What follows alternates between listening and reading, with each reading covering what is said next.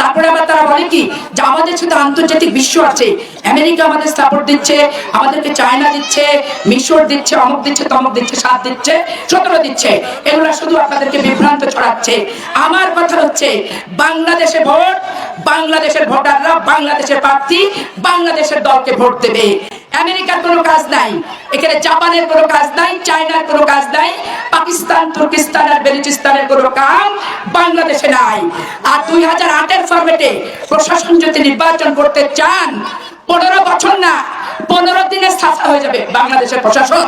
আমি স্পষ্ট করে বললাম, কারণ আমরা অনেক ধৈর্য ধরে আছি, অনেক হনুমানের দাঁত খিচুড়ি দেখছি, এবং হনুমানের দাঁত খিচুড়ি দিয়ে ওই বিষাক্ত তীরটা যখন আমার দুধে বিদ্ধ হচ্ছে, তখন আমি ডুকরে ডুকরে অস্থির হয়ে যাচ্ছি।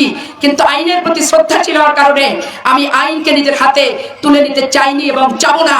আজকে আমার দুধের একটা ছোট্ট বাচ্চা, সেই বাচ্চাটাকে 21 বছরের ছেলেটাকে বিদেশ থেকে একটা আনন্দ উল্লাস করে সে ভোট করতে আসছে, তাকে সে কোর্টের বারান্দায় নিয়ে যাচ্ছে। কত নিকৃষ্ট, কত নির্লজ্জ! উত্তরাধিকার সূত্রে এই যে শত্রুতা জামাত ইসলাম তৈরি করলো চাঁপাইনবাবগঞ্জে। আপনি মা হয়ে বলেন তো, আপনার ছেলেকে বিনা দোষে কোর্টের বারান্দা নিলে কেমন লাগবে, আপনার ভাইকে নিলে কেমন লাগবে? আজকে লতিফুর রহমান সাহেব এবং এলাকাবাসী, স্পষ্ট করে আমি কয়েকটা কথা বলতে চাই। আমি আমার 3টা বাচ্চাকে পৃথিবীর সমস্ত অনুভূতি, আদর এবং সময় দিয়ে মানুষ করেছি। আমার পরিবারের সাথে যারা জড়িত নবাবগঞ্জে, তারা প্রত্যেকে জানে। আমার বাসায় যে কেউ কোনোদের বাচ্চাদের গায়ে বমির গন্ধ পেত না, পেশাবের গন্ধ পর্যন্ত পেত না, ন্যূনতম একটা জায়গায় একটা ময়লা কেউ খুঁজে পেত না। আমি বাচ্চাদের মেঝেতে পরিষ্কার করে মুছে আমার সেই বাচ্চাগুলোকে আমি পালছি। এই বাচ্চাগুলো আমার একটা বুকের পাঁজর। আমি ঠিক একটা পাখি বাচ্চাদেরকে যেভাবে আগলে রাখে, আমি ঠিক আমার বাচ্চাদের যেভাবে আগলে রাখছিলাম। কিন্তু আমার জীবনের সবচেয়ে বড় দুর্ভাগ্য, এই রাজনীতি করতে এসে এই 15 বছর আমার উপর যে জুলুম, যে অত্যাচার, 85টা মামলার আসামি আমি, দিনের পর দিন আমি জেল খেটেছি। বাচ্চা কাচ্চা ছাড়া, সংসার ছাড়া একটা মেয়ে মানুষ 6 মাস জেলে থাকা যে কত কষ্টে। তারপরে আমাকে যখন রিমান্ডে নিয়ে যেত, রিমান্ডে নিয়ে যে বেঞ্চের উপর বসায় রাখতো, একটা বাথরুমের পানি নাই, একটা ইফতারির পানি নাই, সেহরির পানি নাই, দিনের খাওয়ার কোনো পানি নাই, এরকম একটা গোল ঘরের ভিতরে সব পুলিশের লোকেরা টেবিলে কাজ করতো, আর একটা বেঞ্চ, ওই বেঞ্চে আমার শোয়া, ওই বেঞ্চে আমার বসা, ওই বেঞ্চে আমার আরাম করা, ওই বেঞ্চটাতে অতটুকু একটা চিকন বেঞ্চ আমাকে এভাবে রাখতো। আমার বাচ্চারা কোনোদিন পরিচয় দিত না। এরা তো পৃথিবীতে 2 মেয়ে, একটা ছেলে, আমার লাস্টে 2টা বাচ্চা এমপি বাচ্চা হয়ে পৃথিবীর বুকে আসছে। কিন্তু আমি কখনো এদেরকে কোনো আভিজাত্য কি অহংকার, কি সাধারণ মানুষের সাথে মিশখানা, এরকম কোনো করে আমি পালিনি। এই যে মিনারা আমার বাসায় যায়, লতিফারা আমার বাসায় যায়, বেগমরা আমার বাসায় যায়, খালা খালা লতিফা খালা খালা করে আগায় এসে গায়ে হাত দিবে, কোলে হাত দিবে, পিঠে হাত দেবে। আমার 2 মেয়ে এবং আমার একটা ছেলে এরকমই। কিন্তু সেই ছেলেগুলো যখন দেখলো যে মায়ের পরিচয় দিলে লেখাপড়া, তাদের চাকরি বাকরি সমস্ত অনিশ্চিত, এবং মাকে না পেলে বাচ্চাদের ধরে নিয়ে যাবে, পত্রিকা শিরোনাম যখন এরকম হয় যে স্বামীকে না পেয়ে স্ত্রীকে নিয়ে যাচ্ছে, ছেলেকে না পেয়ে মাকে তুলে নিয়ে যাচ্ছে। আমার 3টা বাচ্চা, আমরা যে অমকের ছেলে মেয়ে, কোনোদিন পরিচয় দিত না। পরিচয় না দিয়ে প্রচন্ড মানসিকভাবে তারা কষ্ট পেত। তাদের এই কষ্টটা আমি মা হয়ে যখন দেখলাম, তখন আমি বললাম যে বাবা, তোমরা ম্যাট্রিক পাস করে, এক্সামের পাস করে তোমরা যেখানে খুশি বিদেশে স্কলারশিপ নিয়ে চলে যাও, কারণ এই বাংলাদেশ তোমাদের ঠিকানা থেকে গেল, কিন্তু এই বাংলাদেশ তোমাকে স্বস্তি দিতে পারলো না, শান্তি দিতে পারলো না। একটা বাচ্চাকে একটা মা ডানার ভিতর যখন আগলে রাখে, এই ডানা দুটো ভেঙে 3টা বাচ্চাকে পেট যখন হয়ে যায়, সেই মায়ের কিন্তু ডানা আর ডানা থাকে না, সেই মায়ের বুক কিন্তু আর বুক থাকে না, পাঁজর আর পাঁজর থাকে না।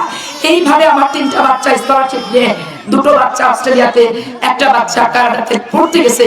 সেইখানে নজরুল ইসলাম সাহেব এত অসভ্যের মতো বক্তৃতা দিলেন যে বেগম পাড়ায় বাড়ি বানাইছি, বাচ্চাদের নামে ঢাকা বাংলাদেশ থেকে টাকা পাঠায় বাড়ি বানাইছি।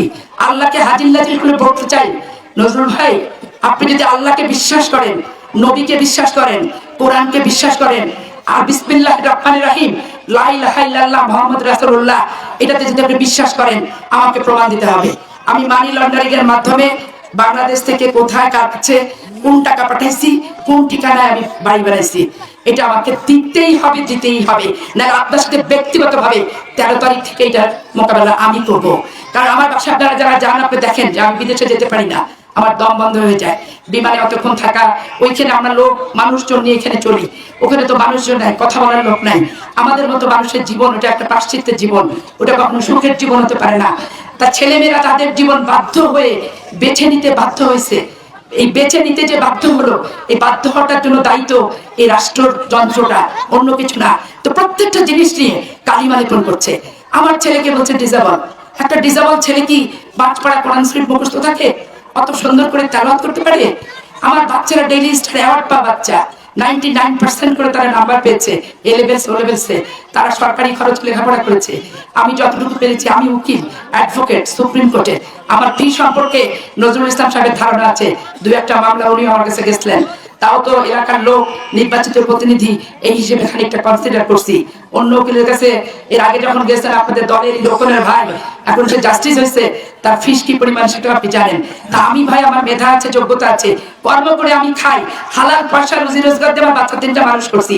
এই বাচ্চা তিনটার প্রতি তো ওদের সন্তুষ্ট হওয়া দরকার যে আমার বাচ্চার কণ্ঠ থেকে লা ইলাহা ইল্লাল্লাহ মুহাম্মদ রাসূলুল্লাহ কালেমা উচ্চারিত হচ্ছে।